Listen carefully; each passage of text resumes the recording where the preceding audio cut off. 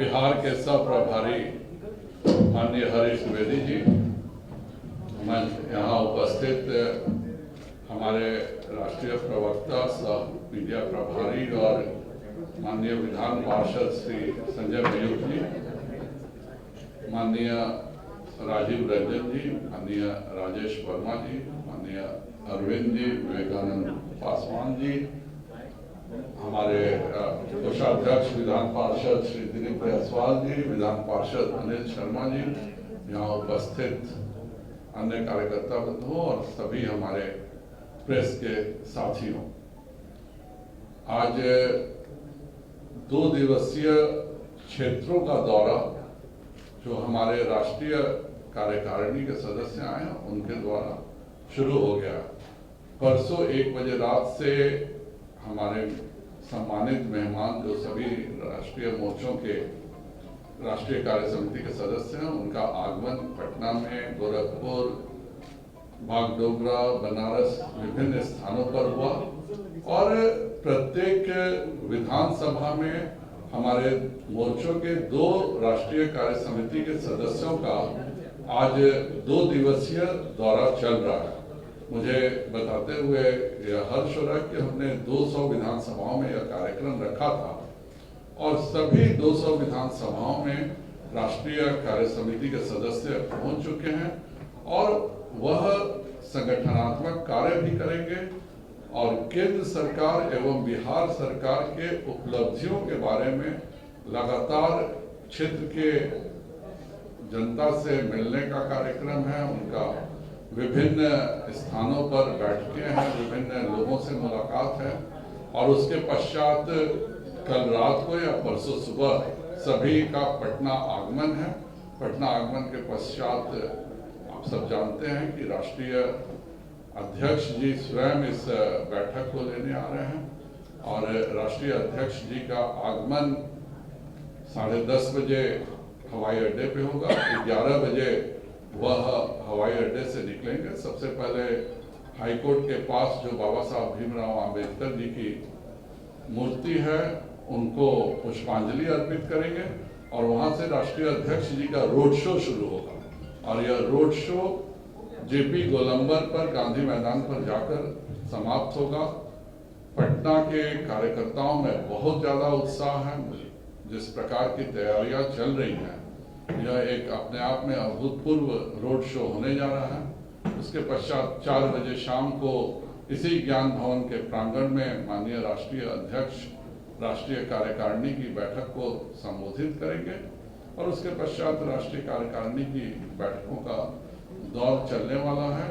31 को समापन में राष्ट्रीय अध्यक्ष जी एवं हमारे गृह मंत्री जी भी उपस्थित रहेंगे और समारोह को हमारे माननीय गृह मंत्री जी संबोधित करेंगे।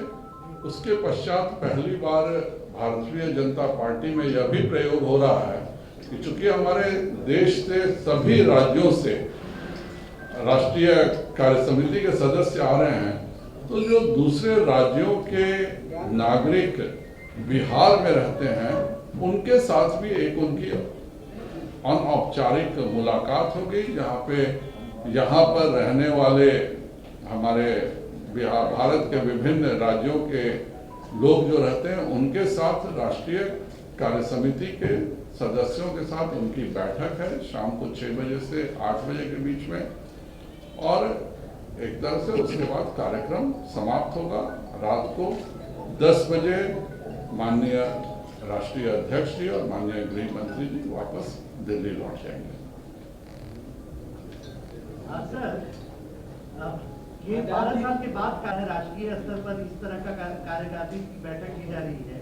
बिहार को क्यों चुना गया है? क्या बिहार और बिहार में 200 विधानसभाओं को आप लोगों ने टारगेट किया है? क्या विधानसभा की तैयारी चल रही है या फिर आपने मेरा पूरा बात नहीं सुना।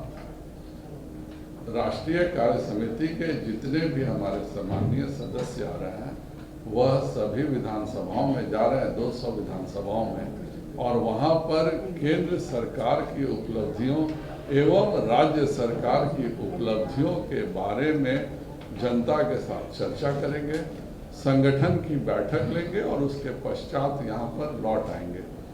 यहाँ कोई भी जो केंद्रीय कार्य समिति के सदस्य आ रहे हैं वह केंद्र सरकार और राज्य सरकार दोनों की चर्चा जनता के साथ अपने उपलब्धियों के करने जा रहे हैं। यहाँ हमारी एनडीए की गठबंधन सरकार केंद्र में भी है और राज्य में भी है, और जो भी राष्ट्रीय कार्य समिति के सदस्य आ रहे हैं वो दोनों के उपलब्धियों की चर्चा करने आ रहे हैं। सर बिहार में सूखा है और जिस तरह से आप लोग उत्सव मना रहे हैं ये कहां तक जायज है? 750 लोगों की एक बैठक हो रही है और आपको अगर यह उत्सव लग रहा है तो मुझे कुछ नहीं कहना है। उत्सव का अर्थ होता है उत्सव सेलिब्रेशन। यह एक बैठक है और बैठक लगातार चलने वाली प्रक्रिया है। इससे आगे जो हमारे समय में क्या कार्य करने हैं राष्ट्र विभिन्न मोर्चों को उसको तय करना होता है और वही तय होने जा रहा है। चलिए, अधीर रंजन चौधरी ने आज एक बड़ा अजीब सा बयान दिया है मैडम प्रेसिडेंट के बारे में, इसमें कुछ कहना चाहेंगे? कांग्रेस की आदत जो है वह हर उस व्यक्ति को बेइज्जत करने की है जो अपने दम पर जमीन से उठकर सर्वोच्च शिखर पर पहुंचा हो। हमारे माननीय प्रधानमंत्री जी के बारे में लगातार अनर्गल टिप्पणियां करना कांग्रेस का चरित्र रहा है, लेकिन राष्ट्रपति का पद किसी दल का पद नहीं होता है। यह एक सर्वोच्च संवैधानिक पद है और राष्ट्रपति के बारे में किसी भी प्रकार की टिप्पणी करना भारत का अपमान है। दिक्कत यह है कि जिस पार्टी का नेतृत्व किसी ऐसे व्यक्ति के हाथ में रह रहा है जो कि विदेश से आकर भारत में बसा है, तो वही इस तरह के कार्य को पार्टी अंजाम देती है। और यह सम्राट अशोक कन्वेंशन सेंटर है और चाणक्य ने आज से 2200 साल पहले कहा था कि किसी भी विदेशी माता का पुत्र को सिंहासन नहीं देना चाहिए, वह कभी देशभक्त नहीं हो सकता है। और इसीलिए चंद्रगुप्त जी की जो शादी की थी सेल्यूकस की बेटी के साथ, तो भी मौर्य वंश का संस्थापक में उनको नहीं बनने दिया गया।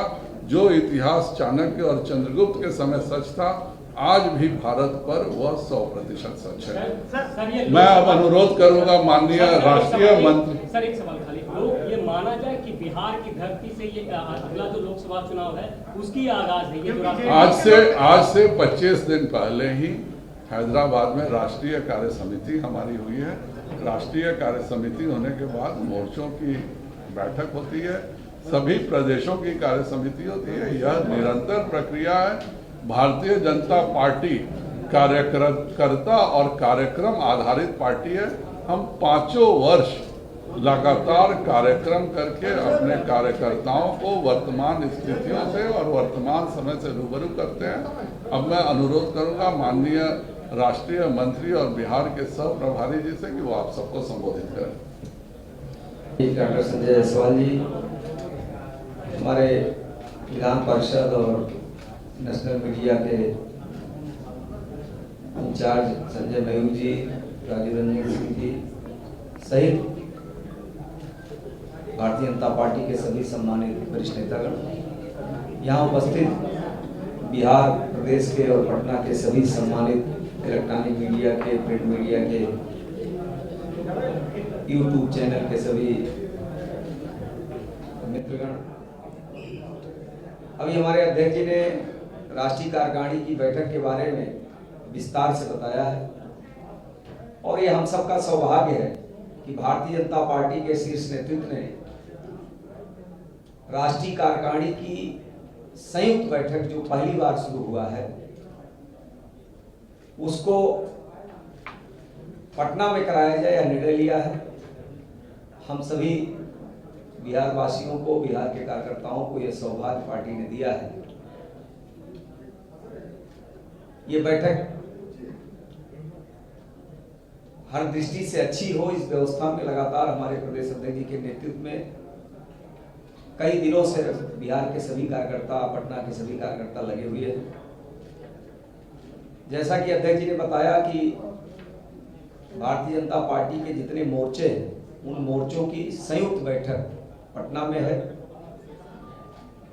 और साथ ही साथ उन मोर्चे के सभी पदाधिकारी जो बैठक में आ रहे हैं वो बैठक के पहले 2 दिन तक यानी 48 घंटे तक विभिन्न विधानसभाओं में प्रवास करेंगे।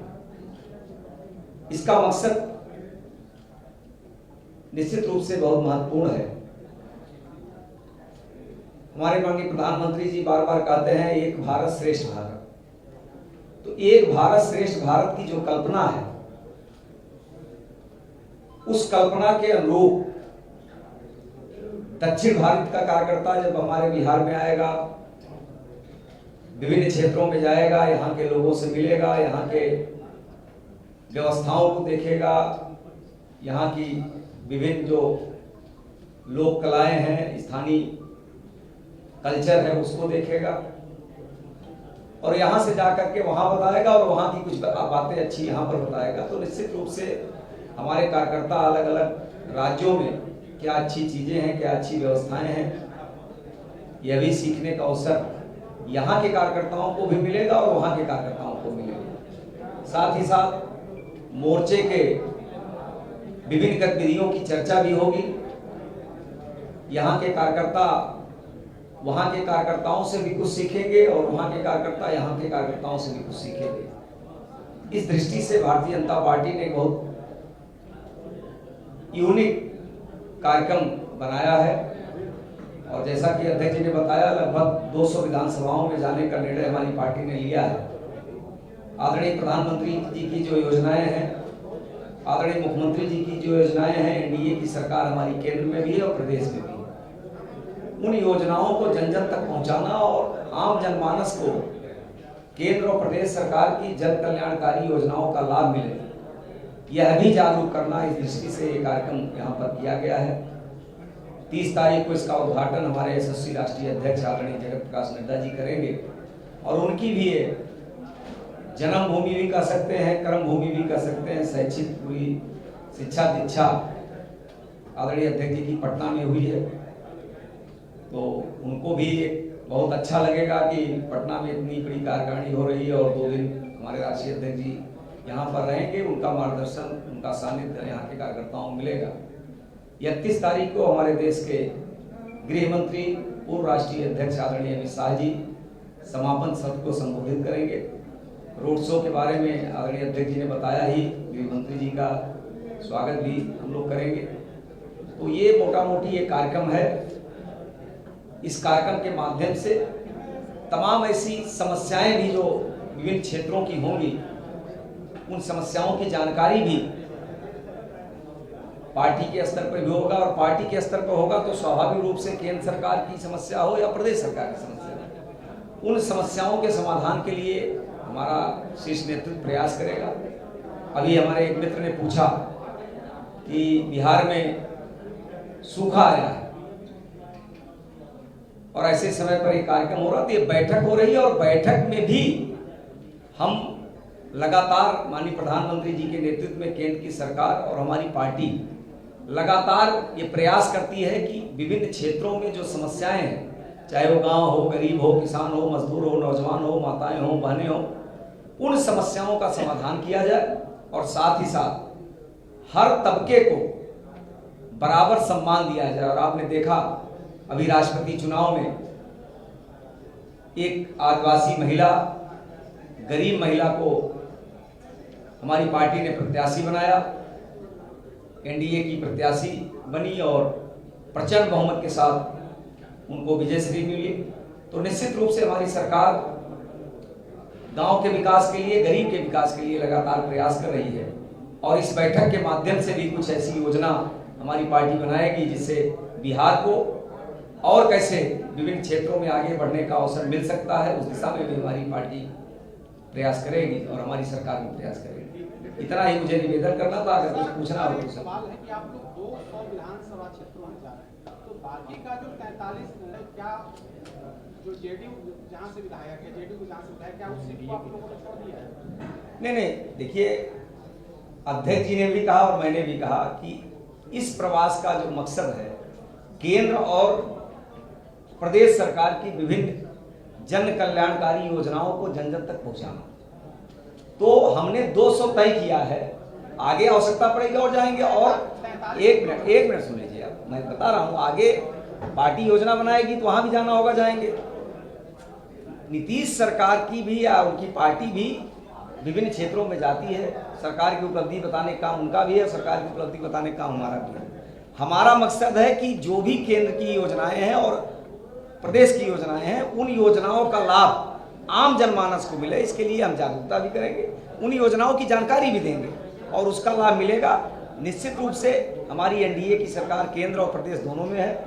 आने वाले समय में भी एनडीए के नेतृत्व में हमारी पार्टी चुनाव लड़ेगी और प्रचंड बहुमत के साथ केंद्र में हमारी सरकार बनेगी।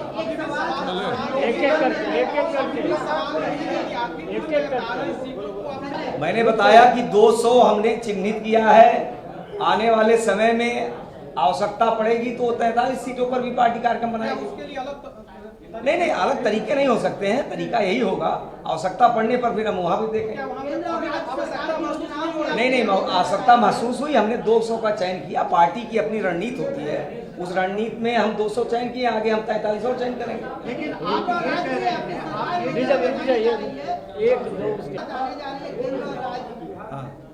मुख्यमंत्री जी जैसे कि राष्ट्रपति जी के कार्यक्रम में शामिल नहीं हुए, जेपी नड्डा जी आ रहे हैं, अचानक मुख्यमंत्री जी को कोरोना हो जाना है, ये नहीं लग रहा है कि बीजेपी से दूरी बनाए? नहीं, देखिए, अगर कोरोना की बीमारी ऐसी बीमारी है वो किसी आपको को प्लान करके होगा। मैं आज यहाँ तैयारी कर रहा हूँ, कोरोना मुझे हो जाएगा तो हमारी पार्टी कहेगी अब आप आराम करिए, तो आप कहिए कि हरीश जी आप तैयारी करवा रहे थे और कोरोना में आप दिखाई नहीं पड़ रहे हैं। तो कोरोना की बीमारी किसी को, आपको, हमको, किसी को हो सकती है, उस पर कोई टिप्पणी नहीं करना है। चलिए,